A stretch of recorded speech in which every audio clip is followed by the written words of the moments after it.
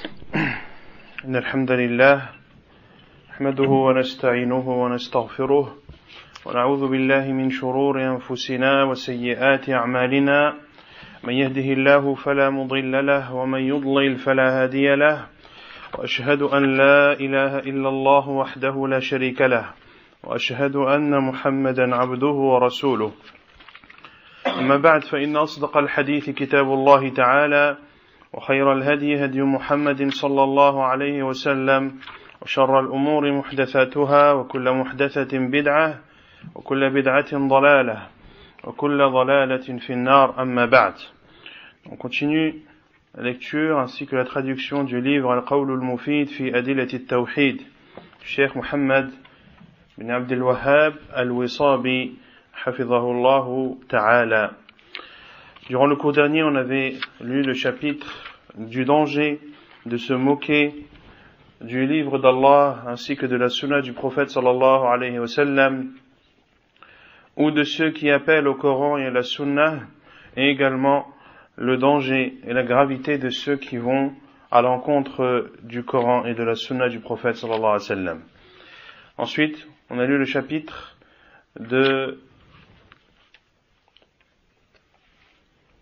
du désaveu du polythéisme et de ses partisans. Et on a lu les différents versets à ce sujet. ثم قال المؤلف حفظه الله تعالى أقسام الخوف خمسة. الأول عبادة، وهو الخوف من الله وحده لا شريك له، وهذا النوع عبادة قلبية تعبدنا الله به. قال الله تعالى: ولمن خاف مقام ربه جنتان. وقال الله تعالى: وأما من خاف مقام ربه ونهى النفس عن الهوى فإن الجنة هي المأوى. وقال الله واصفا عباده الملائكة: يخافون ربهم من فوقهم ويفعلون ما يؤمرون. وقال الله تعالى: الذين يبلغون رسالات الله ويخشونه ولا يخشون أحدا إلا الله وكفى بالله حسيبا. وقال الله تعالى: فلا تخافوهم وخافون إن كنتم مؤمنين. وقال الله تعالى: يدعون ربهم خوفا وطمعا. وقال الله تعالى: إن الذين آمنوا وعملوا الصالحات أولئك هم خير البرية جزاؤهم عند ربهم جنات عدن تجري من تحتها الأنهار خالدين فيها أبدا رضي الله عنهم ورضوا عنه ذلك لمن خشي ربه. La peur donc est de 5 catégories. Il y a 5 catégories de peur. La première catégorie de peur est la peur de l'adoration. Cela signifie d'avoir peur d'Allah subhanahu wa ta'ala seul, sans ne rien lui associer dans cette peur. Et cette peur est une adoration du cœur, à travers laquelle nous adorons Allah subhanahu wa ta'ala. Et il y a de multiples versets dans le livre d'Allah subhanahu wa ta'ala qui prouvent que la peur doit avoir lieu qu'envers Allah subhanahu wa ta'ala. Le premier verset cité est le verset 46 de sourate Ar-Rahman, et celui qui craint et qui a peur de comparaître devant son Seigneur, alors il aura 2 jardins. Et Allah Azza wa Jalla a dit dans les versets 40 et 41 de sourate An-Nazi'at: et quant à celui qui craint de comparaître devant son Seigneur et empêche l'âme de tomber dans les passions, alors le paradis sera son refuge. Et l'imam Sa'di rahimahullah a dit, lorsqu'il a expliqué ces 2 versets 40 et 41 de sourate An-Nazi'at: قال وأما من خاف مقام ربه أي خاف القيام عليه ومجازاته بالعدل فأثر هذا الخوف في قلبه. Il dit rahimahullah, quant à la parole d'Allah Azza wa Jal, et celui qui craint de comparaître, et celui qui a peur de comparaître devant son Seigneur. C'est-à-dire qu'il a peur d'être exposé devant Allah subhanahu wa ta'ala et d'être jugé par la justice, et ceci crée la peur dans son cœur. وَنَهَى النَّفْسَ عَنِ الْهَوَى الَّذِي يَصُدُّهَا عَنْ طَاعَةِ اللَّهِ وَصَارَ هَوَاهُ تَبَعًا لِمَا جَاءَ بِهِ الرسول صلى الله عليه وسلم وجاهد الهوى والشهوة الصادين عن الخير. La parole d'Allah Azza wa Jal et empêche son âme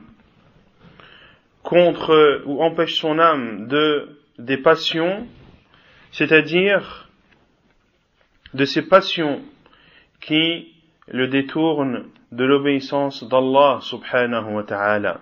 Ainsi il combat ces passions qui le dévient de l'obéissance d'Allah subhanahu wa ta'ala et fait en sorte que son âme suive et soit en concordance avec les commandements du prophète sallallahu alayhi wa sallam, et ce avec quoi le prophète sallallahu alayhi wa sallam est venu.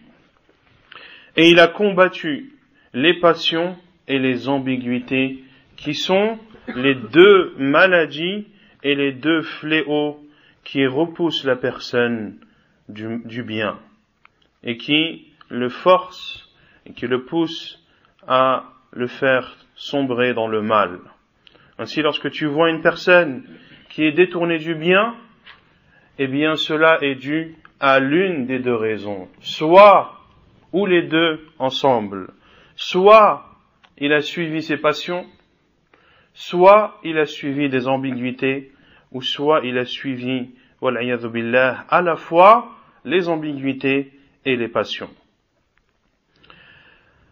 ثم قال الله فإن الجنة المشتملة على كل خير وسرور ونعيم هي المأوى لمن هذا وصفه. Celui qui craint de comparaître devant son Seigneur et repousse son âme de la passion, alors le paradis qui comporte tout bien, qui comporte tout le bonheur et tous les bienfaits, alors le paradis sera le refuge de celui dont les caractéristiques sont celles citées par Allah subhanahu wa ta'ala dans ce verset. Le troisième verset cité par l'auteur est la parole d'Allah Azza wa Jal lorsqu'il a décrit ses anges en disant qu'ils craignent leur Seigneur d'au-dessus d'eux, par au-dessus d'eux, et ils font ce qu'il leur a été commandé de faire. Donc parmi les caractéristiques des anges, c'est qu'ils ont peur d'Allah subhanahu wa ta'ala. Et ceci est une adoration. C'est une adoration d'Allah subhanahu wa ta'ala, le fait d'avoir peur d'Allah. Le quatrième verset cité par l'auteur, la parole d'Allah Azza wa Jal, ceux qui transmettent les messages d'Allah et le craignent et ne craignent personne d'autre qu'Allah, et Allah suffit comme juge. Qui transmet les messages d'Allah? Les prophètes et les envoyés d'Allah subhanahu wa ta'ala. Et Allah Azza wa Jal les a caractérisés comme, ou parmi les caractéristiques des prophètes et envoyés d'Allah, est le fait qu'ils le craignent et ne craignent personne en dehors d'Allah.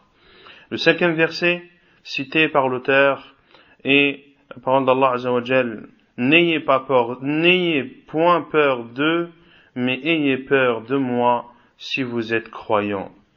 N'ayez pas peur d'eux, mais ayez peur de moi si vous êtes croyants. C'est le verset 175 de sourate Ali Imran. Et Cheikh Sa'di, rahimahullah ta'ala,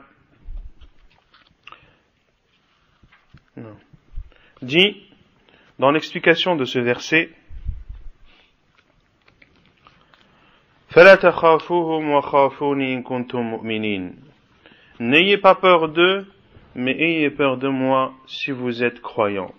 أي فلا تخافوا المشركين أولياء الشياطين فإن نواصيهم بيد الله لا يتصرفون إلا بقدره بل خافوا الله الذي ينصر أولياءه الخائفين إياه المستجيبين لدعوته. وفي هذه الآية وجوب الخوف من الله وحده وأنه من لوازم الإيمان، فعلى قدر إيمان العبد يكون خوفه من الله، والخوف المحمود ما حجز العبد عن محارم الله، ما حجز العبد عن محارم الله. Il dit rahimahullah, c'est-à-dire, n'ayez pas peur des polythéistes, les alliés du diable, car ils ne peuvent faire une chose sans la volonté d'Allah subhanahu wa ta'ala, mais ayez plutôt peur d'Allah, celui qui donne la victoire à ses partisans, ceux qui ont peur de lui et qui répondent à son appel. Et dans ce verset, il y a l'obligation d'avoir peur d'Allah subhanahu wa ta'ala seul, et que la peur doit être une des conséquences de la foi. Ainsi, plus la foi de la personne est grande, et plus sa peur d'Allah subhanahu wa ta'ala sera grande. Et la peur qui est louable est celle qui permet aux serviteurs de se préserver des interdits d'Allah subhanahu wa ta'ala.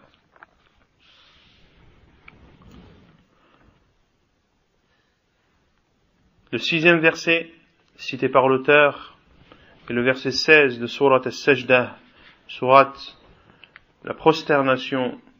Ils invoquent leur Seigneur en ayant peur, par peur et espoir. Par peur et espoir. Le 7e verset cité par l'auteur est la parole d'Allah Azza wa Jal. En Surat Al-Bayyinah, le verset 7 et 8, ceux qui ont cru et accomplissent de bonnes œuvres, ce sont eux les meilleurs de la création. Leur récompense auprès de leur Seigneur sera le paradis Adn, sous lequel coulent des ruisseaux. Ils y resteront éternellement. Allah est satisfait d'eux et ils sont satisfaits de lui. Voilà. ذَلِكَ لِمَنْ خَشِيَ رَبَّهُ. Ceci appartiendra à ceux qui craignent leur Seigneur.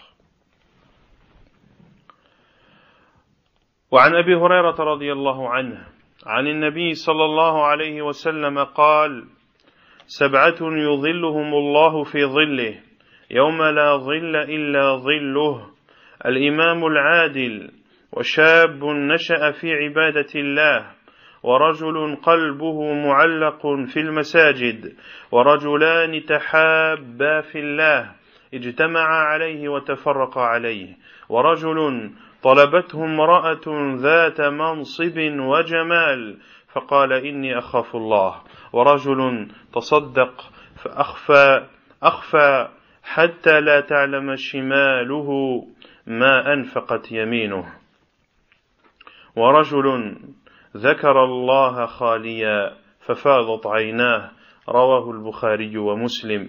وعن شداد بن أوس رضي الله عنه قال قال رسول الله صلى الله عليه وسلم قال الله تعالى: وعزتي وجلالي لا أجمع لعبدي أمنين ولا خوفين إن هو أمنني في الدنيا أخفته يوم أجمع عبادي وإن هو خافني في الدنيا أمنته يوم أجمع عبادي. رواه أبو نعيم. انظر الجامع الصحيح وأيضا السلسلة الصحيحة.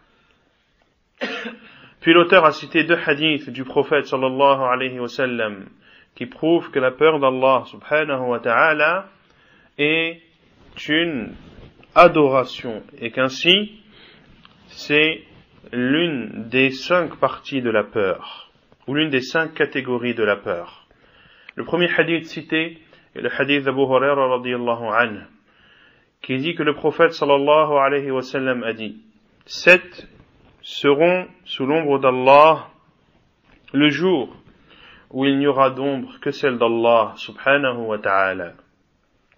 7, c'est-à-dire 7 catégories de personnes qui seront sous l'ombre d'Allah subhanahu wa ta'ala le jour où il n'y aura d'ombre que celle d'Allah, c'est-à-dire le jour du jugement et le jour de la résurrection, dans laquelle le soleil se rapprochera des serviteurs jusqu'à atteindre une distance de al-mil qui est citée dans le hadith du prophète sallallahu alayhi wa sallam. Et quelles sont les deux explications de al-mil? Qui connaît?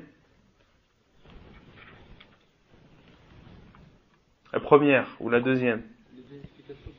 Al-mil, que le soleil se rapprochera de la tête des gens le jour du jugement jusqu'à atteindre une distance de al-mil. Al-mil, certains savants ont dit, c'est le crayon avec lequel on applique al-kuhl sur les yeux, donc qui est un petit bâton ou un petit morceau de bois, et d'autres savants ont dit c'est al-mil, la distance utilisée par les anglophones à notre époque, qui est le miles. Et le miles, c'est combien de kilomètres? 1600 mètres. À kulli hal, que ce soit l'un ou que ce soit l'autre, en tous les cas, le soleil ne sera pas comme il est aujourd'hui à des millions de kilomètres de la terre. La première catégorie est al-imam al-adil, le gouverneur juste.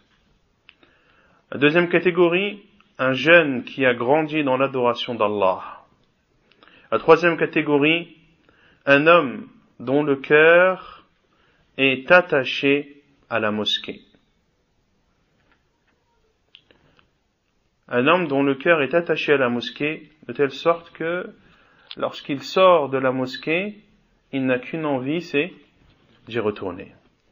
Et deux hommes qui se sont aimés pour Allah, ils se sont réunis dans cet amour d'Allah et se sont séparés pour cet amour d'Allah subhanahu wa ta'ala. Deux hommes qui ne se sont aimés que pour Allah. Deux hommes ici, est-ce que cela exclut les femmes? Non. Cela englobe les hommes et les femmes qui se sont aimés pour Allah. Autrement dit, ne se sont pas aimés pour autre qu'Allah. Ce qui les a réunis n'est pas un avantage financier, ou le fait d'avoir une réputation, ou le fait d'avoir un profit quelconque. Non. La seule chose qui les a réunis, c'est l'amour d'Allah subhanahu wa ta'ala. Et c'est également la seule chose qui les a séparés. Et un homme qui a été ou à qui une femme de haut rang et belle a fait des avances. Et il a dit en réponse, je crains Allah. Ici le prophète sallallahu alayhi wa sallam a dit, et un homme dont une femme riche, de haut rang, pas Oran, la ville d'Algérie, de haut rang, et belle. Le prophète sallallahu alayhi wa sallam a cité deux caractéristiques. Une femme riche et d'une lignée respectable, ainsi qu'une femme belle.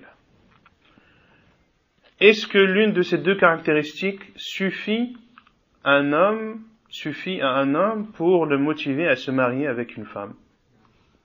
Lorsqu'on te propose une femme qui est riche en mariage, est-ce que tu vas accepter ou pas? Pas forcément, mais il y a de grandes chances. Il y a de grandes chances. J'aurais plus besoin de travailler, je vais faire talab al-ilm, j'aurai déjà une maison, etc., etc. Et lorsqu'on te propose une femme qui est belle, cela aussi te suffit presque à vouloir te marier avec elle. Alors que dire d'une femme qui a rassemblé ces deux caractéristiques et qui appelle et qui fait des avances à un homme? La fitna est grande, elle est immense, et le fait de surmonter cette épreuve demande une foi ferme.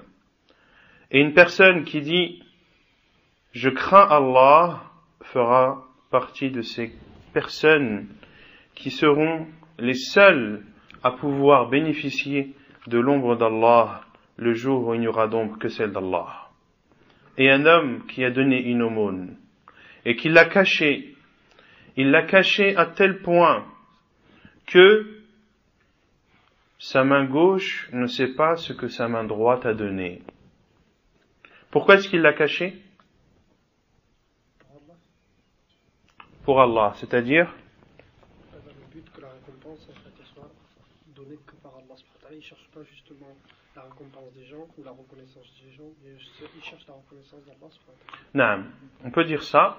Il le cache pour ne pas que les gens voient qu'il a donné. Mais pour lui non plus, il ne sait pas ce qu'il a donné en fait. Il sait pas combien. Donc il y a plusieurs raisons qui peuvent motiver cela. La première, c'est de cacher, c'est-à-dire que les gens ne voient pas. C'est-à-dire qu'il veut que son acte soit sincère.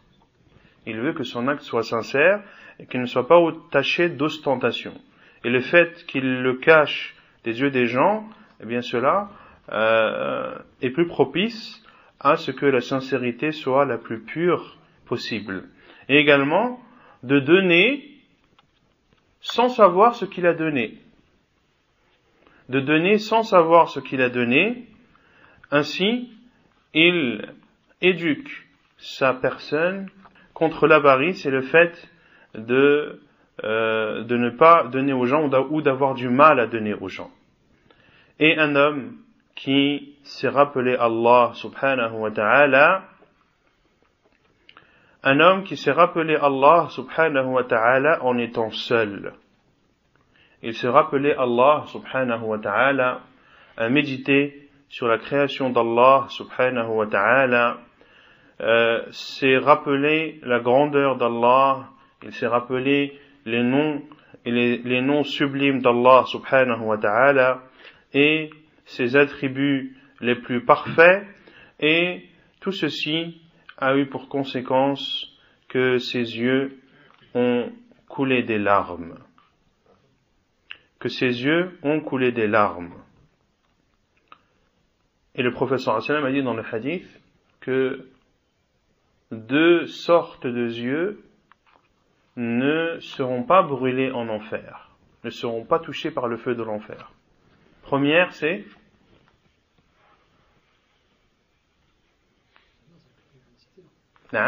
des yeux, un œil qui a pleuré pour Allah. Et la deuxième catégorie, Ahsant, un œil qui est resté éveillé dans le sentier d'Allah.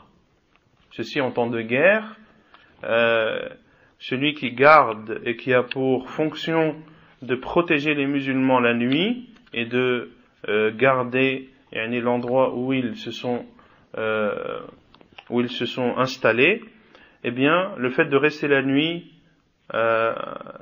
éveillé pour protéger les musulmans d'une éventuelle attaque, eh bien, également, cet œil, ses yeux ne seront pas touchés par le feu de l'enfer. Et le second hadith cité par l'auteur est le hadith de Shaddad ibn Aws, radiyallahu anhu, c'est un hadith qudusi, c'est-à-dire dans lequel le prophète sallallahu alayhi wa sallam informe de ce qu'Allah subhanahu wa ta'ala a dit. Allah a dit: par ma puissance et ma grandeur, je ne rassemblerai pas pour mon serviteur entre 2 sécurités et 2 peurs. Si il se sent en sécurité dans cette vie d'ici-bas, je lui ferai peur le jour où je réunirai mes serviteurs. Et s'il me craint, et s'il a peur de moi dans cette vie d'ici-bas, alors je le mettrai en sécurité le jour où je rassemblerai mes serviteurs. Et c'est un hadith authentique, rapporté entre autres dans As-Silsila As-Sahiha de Cheikh Al-Albani rahimahullah. الثاني شرك، وهو أن يخاف العبد من غير الله كالجني وميت وغيرهما كخوفه من الله أو أشد. أن يخاف العبد من غير الله كالجني وميت غيرهما كخوفه من الله أو أشد. قال الله تعالى: ألم تر إلى الذين قيل لهم كفوا أيديكم وأقيموا الصلاة وآتوا الزكاة فلما كتب عليهم القتال إذا فريق منهم يخشون الناس كخشية الله أو أشد خشية. وقال الله تعالى: إنما ذلكم الشيطان يخوف أولياءه فلا تخافوهم. وقال ربنا سبحانه: فلا تخشوا الناس واخشون. La deuxième catégorie de peur est une peur qui fait partie du polythéisme, qui est un polythéisme. C'est le fait d'avoir peur d'autre qu'Allah, comme un djinn, un mort ou autre, comme sa peur d'Allah ou plus. La preuve est la parole d'Allah Azza wa Jal dans le verset 77 de Sourate An-Nisa: N'as-tu pas vu ceux à qui il a été dit de vous abstenir de combattre et d'appliquer et d'accomplir la prière et de vous acquitter de la zakat? N'as-tu pas vu ceux à qui il a été dit de s'abstenir de combattre et d'accomplir la prière et d'acquitter la zakat, et lorsque le combat leur a été prescrit, c'est alors qu'une partie d'eux ont peur des gens comme leur peur d'Allah, ou plus grande encore.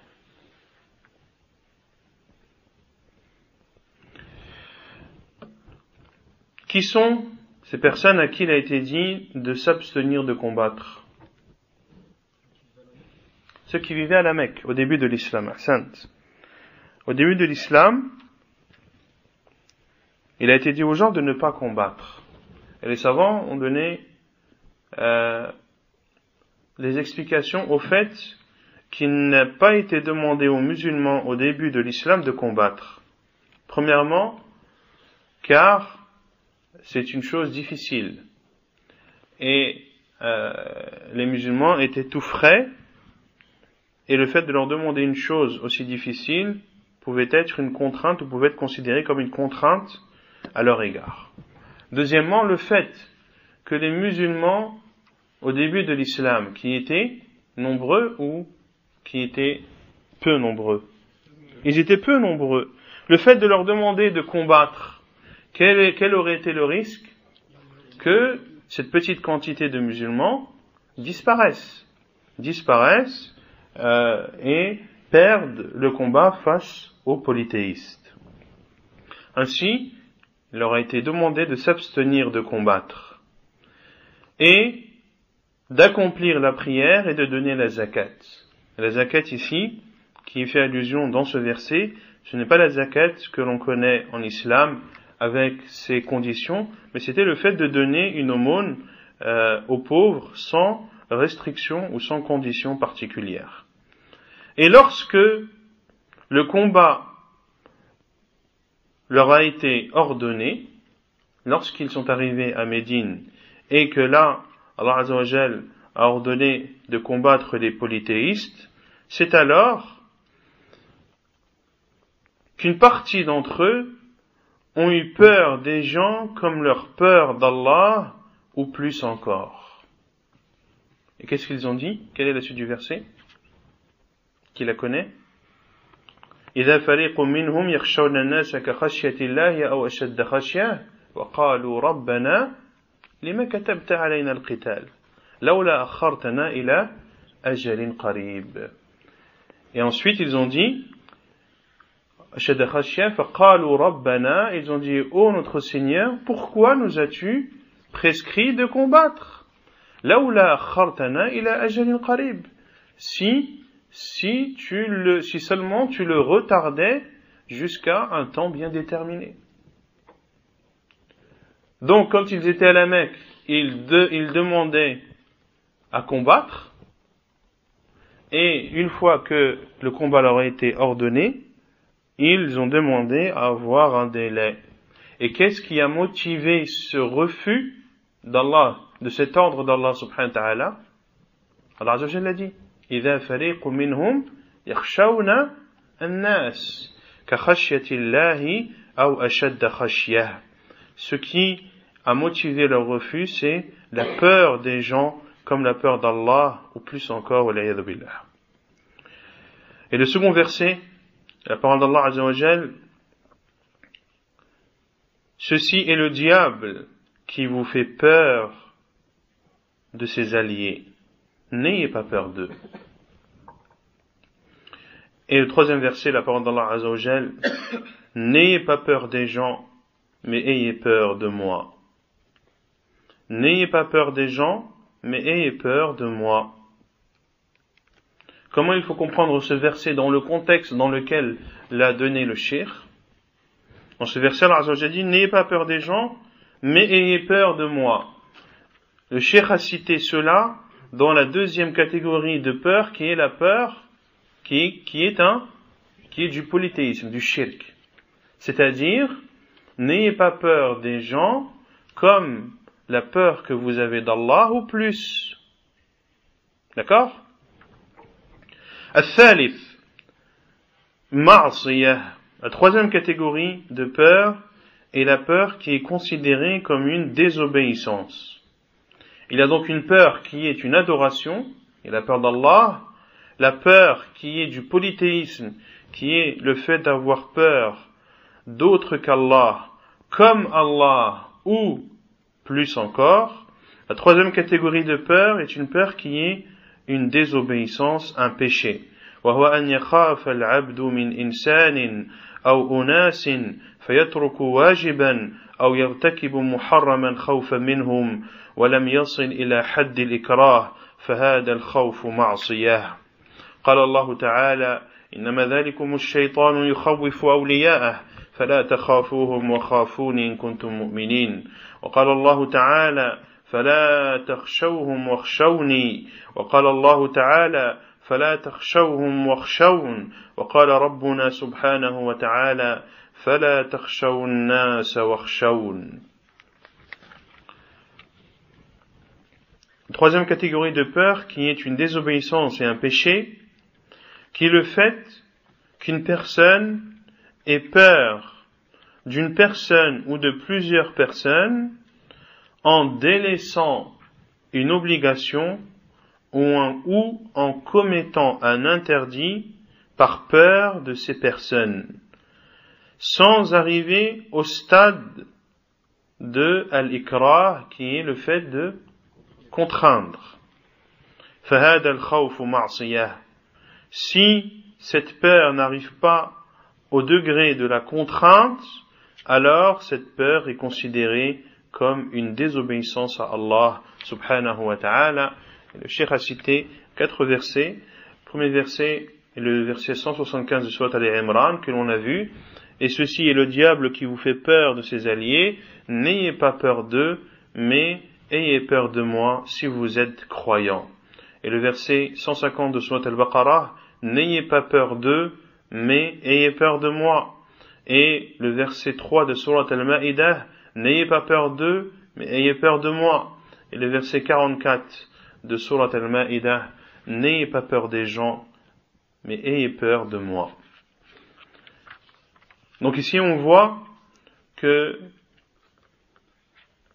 les versets cités pour prouver que la peur est du shirk et que la peur est une désobéissance sont les mêmes. Ce qui différencie, c'est la nature de cette peur. Dans tous les cas, cette peur est interdite. Soit c'est du polythéisme, soit c'est une désobéissance. C'est du polythéisme lorsque cette peur atteint le degré de la peur que tu as d'Allah ou plus, et c'est une désobéissance lorsque cette peur te pousse à désobéir à Allah subhanahu wa ta'ala ou à ne pas accomplir une obligation sans que la pression mise par ces gens n'atteigne le degré de al-ikra, qui est de la contrainte, qui est la contrainte. الرابع الخوف الطبيعي وهو كخوف الإنسان من العدو والسبع والحية وغير ذلك وهذا جائز على أن لا يتعدى الخوف الطبيعي. قال الله تعالى إخبارا عن عبده ورسوله موسى عليه السلام فأصبح في المدينة خائفا يترقب. وقال تعالى فخرج منها خائفا يترقب. وقال موسى عليه السلام رب إني أخاف أن يكذبون. وقال موسى أيضا رب إني قتلت منهم نفسا فأخاف أن يقتلون. وقال موسى وهارون عليهما السلام قالا ربنا إننا نخاف أن يفرط علينا أو أن يطغى قال لا تخافا إنني معكما أسمع وأرى. وقال تبارك وتعالى فأوجس في نفسه خيفة موسى قلنا لا تخف إنك أنت الأعلى.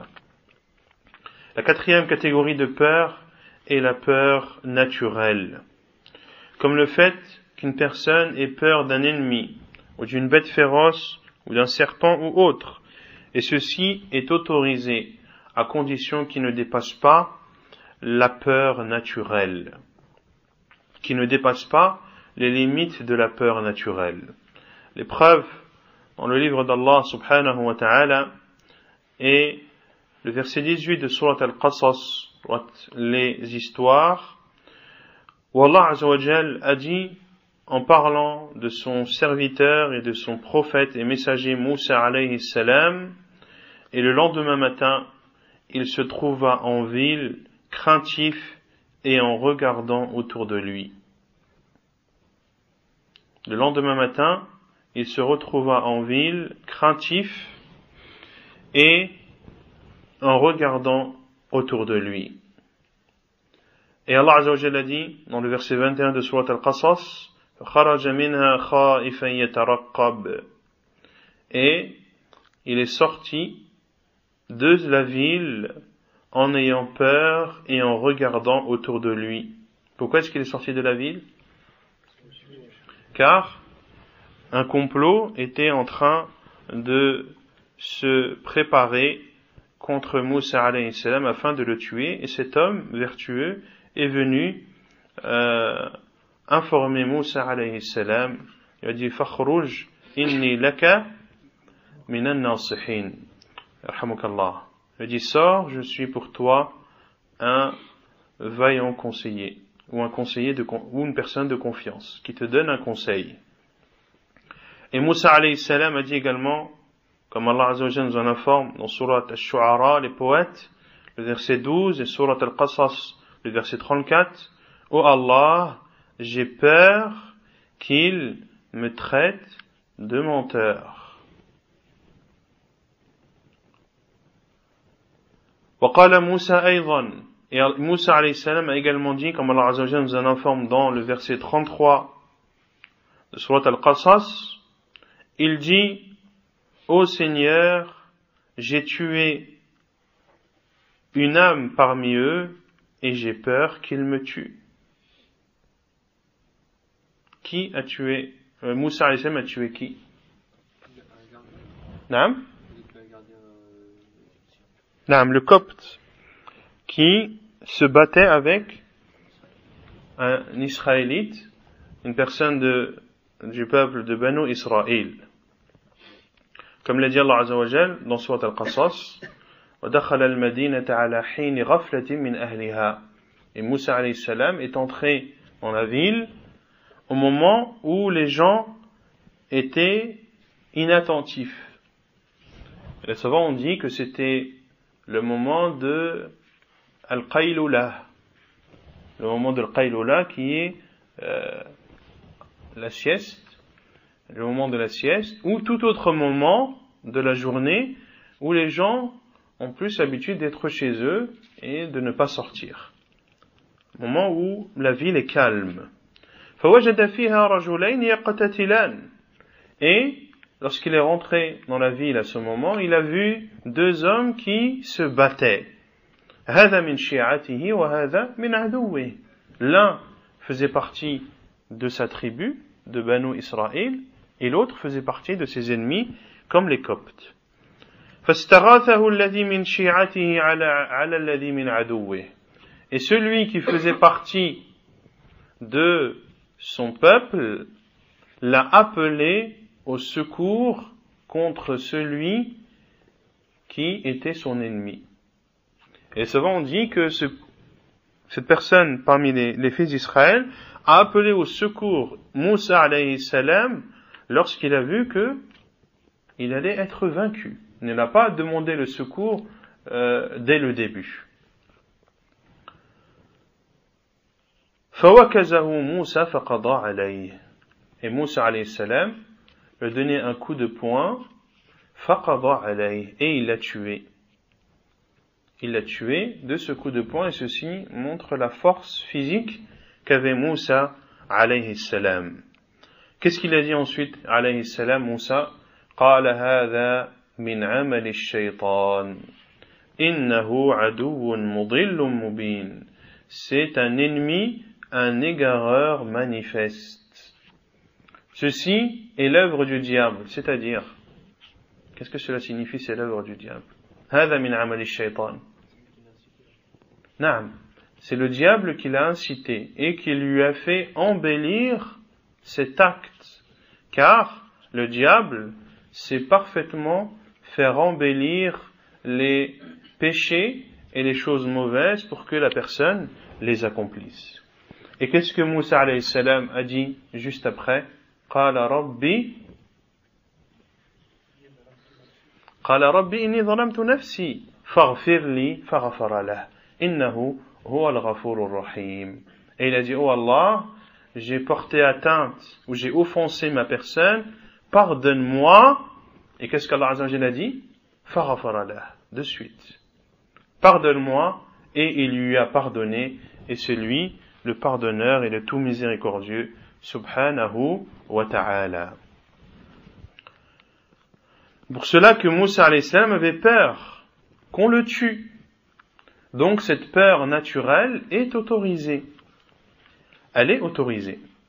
Et Moussa et Haroun, comme nous en informe Allah Azza wa Jalla dans les versets 45 et 46 de Sourate Taha, ont dit, Allah Azza wa Jalla, lorsqu'il leur a demandé d'aller à la rencontre de Pharaon, afin de l'exhorter. فَقُولَا لَهُ قَوْلًا لَيِّنًا لَعَلَّهُ يَتَذَكَّرُ أَوْ يَخْشَى. Allah Azza wa Jalla leur a dit, et dites-lui des paroles douces, en espérant qu'il se rappelle et qu'il craigne.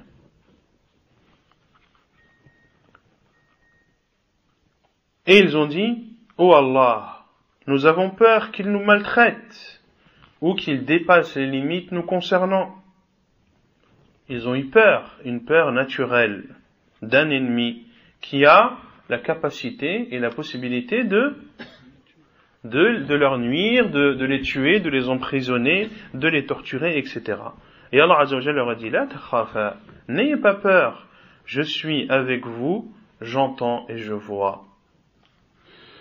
Et Allah Azza wa Jalla a dit également dans Surat Taha, le verset 67 et 68, فَأَوْجَسَ فِي نَفْسِهِ خِيفَةً مُوسَى.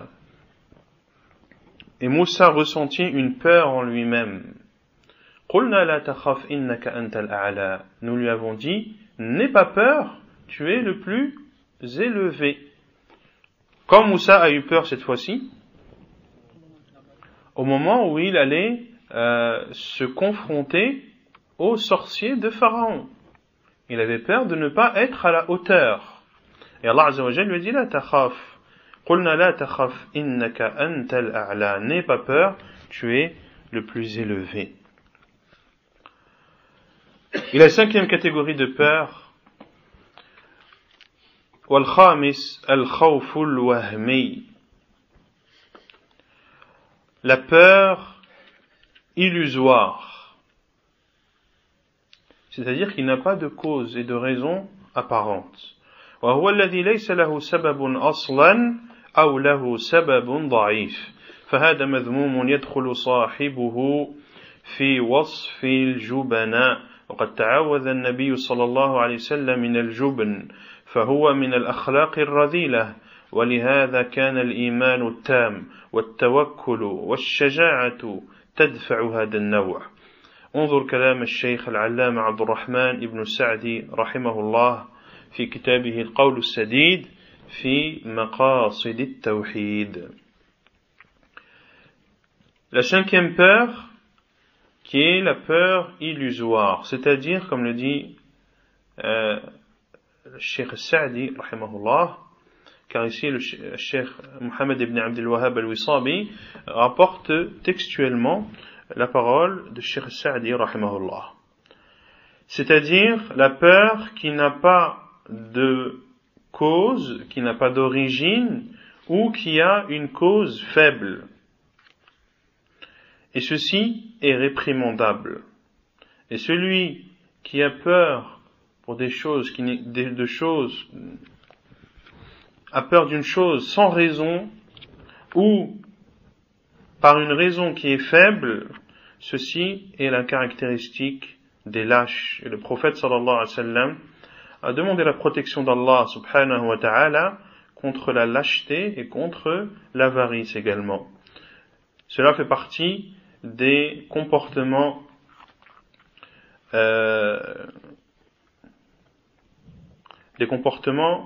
qui sont, comment on dit, bas, qui sont vils, non? Vils. Des comportements qui sont vils, qui sont bas, ainsi la foi complète, ainsi que la confiance que tu places en Allah subhanahu wa ta'ala, et le courage et le fait d'être vaillant repoussent ce comportement mauvais qui est le comportement de la lâcheté.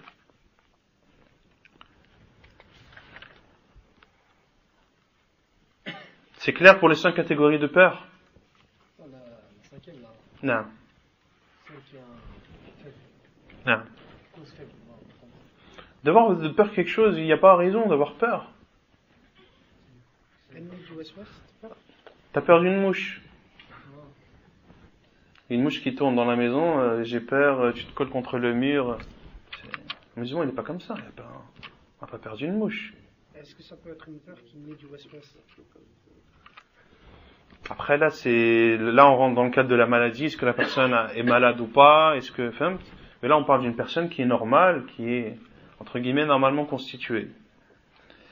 Donc, un musulman, il ne doit pas avoir peur de choses qui sont faibles et qui ne peuvent pas et qui n'ont pas la possibilité de lui porter atteinte. Moi, j'ai une question parce qu'il y en a beaucoup qui ont peur d'une souris. Non. Par exemple, une souris, ça ne fait rien. Pour les frères, je sais pas, mais. Là, est-ce que, après, Une souris, tu vois, c'est. Ouais, voilà. Non, mais. faut voir le degré de peur, faut voir est-ce que c'est la peur qui est due à la surprise, ou est-ce que c'est la peur qui est due à l'animal, est-ce que, Inch'Allah, ça rentre dans la peur naturelle. Parce que ça, c'est quelque chose qui est presque inné dans l'être humain. Sauf les personnes qui ont l'habitude de côtoyer ces animaux, qui ont l'habitude qui savent qu'ils sont totalement inoffensifs, mais les personnes qui n'ont pas l'habitude de voir des rats. Tu vois un rat avec une longue queue, tu te dis, c'est une peur qui est naturelle. D'accord?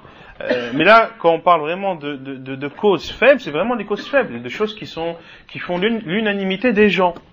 Comme l'exemple que j'ai donné, la mouche. La mouche, à part si c'est une mouche bien spéciale, une grosse mouche bleue qui est... La quoi, là? La tsitsine, ouais, qui... Même quand elle te pique, elle te... Non? Voilà, oui. Donc là, mais bon, d'avoir peur d'une fourmi, d'avoir peur, à la de choses qui font l'unanimité des gens. طيب ثم قال المؤلف حفظه الله أقسام المحبة أربعة. Les catégories de l'amour sont de 4. Les 4 catégories de l'amour. Le fait d'aimer. الأول عبادة وهي حب الله وحب ما يحبه الله. قال الله تعالى ولكن الله حبب إليكم الإيمان وزينه في قلوبكم وقال الله تعالى والذين آمنوا أشد حبا لله وقال تعالى فسوف يأتي الله بقوم يحبهم ويحبونه. وعن أنس رضي الله عنه قال قال رسول الله صلى الله عليه وسلم ثلاث من كن فيه وجد بهن حلاوة الإيمان أن يكون الله ورسوله أحب إليه مما سواهما وأن يحب المرء لا يحبه إلا لله وأن يكره أن يعود في الكفر بعد أن أنقذه الله منه كما يكره أن يقذف في النار رواه البخاري ومسلم. La première catégorie d'amour est l'amour qui est une adoration. Quel est cet amour qui est considéré comme une adoration? C'est l'amour d'Allah et le fait d'aimer ce qu'Allah aime. C'est d'aimer Allah et d'aimer ce qu'Allah aime. Quelle est la preuve? Le premier verset cité par l'auteur est le verset 7 de Surat al-Hujurat. Mais Allah vous a fait aimer la foi et l'a embellie dans vos cœurs. Allah vous a fait aimer la foi. Donc ici, c'est la preuve que d'aimer ce qu'Allah aime fait partie des adorations. Et ici, en l'occurrence, c'est le fait d'aimer la foi. Et Allah Azza wa Jalla a dit, dans le verset 165 de Surat al-Baqarah, et ceux qui ont cru ont plus d'amour envers Allah. Et le verset 54 de Surat al-Ma'idah, Allah apportera un peuple qu'il aimera et qu'ils, c'est-à-dire ce peuple, aimeront, c'est-à-dire Allah subhanahu wa ta'ala. Et dans la sunna du prophète sallallahu alayhi wa sallam, la preuve que al-mahabba est une ibada, est une adoration, et le hadith de Anas radiyallahu anhu, rapporté par al-Bukhari et Muslim, auquel le prophète sallallahu alayhi wa sallam a dit, 3 choses, lorsqu'elles sont réunies, lorsqu'elles sont présentes chez quelqu'un, eh bien, il goûte, grâce à ces choses, la douceur de la foi.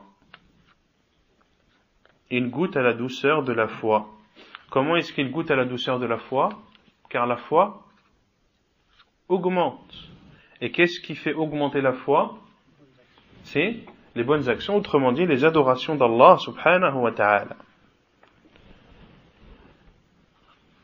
La première de ces caractéristiques a cité le prophète sallallahu alayhi wa sallam, c'est qu'Allah et son envoyé soient plus aimés qu'autre qu'eux. Qu'Allah et son envoyé soient plus aimés qu'Allah et son envoyé. Donc ici, d'aimer Allah et d'aimer son prophète sallallahu alayhi wa sallam est une adoration qui, lorsque la personne l'accomplit, elle goûte véritablement à la douceur de la foi. Et d'aimer une personne en ne l'aimant que pour Allah. Et la troisième chose qu'a cité le prophète sallallahu alayhi wa sallam, c'est de détester, de retourner à la mécréance, après qu'Allah subhanahu wa ta'ala l'en ait sauvé et épargné, comme détester d'être plongé dans le feu. Hadith rapporté par al-Bukhari et Muslim.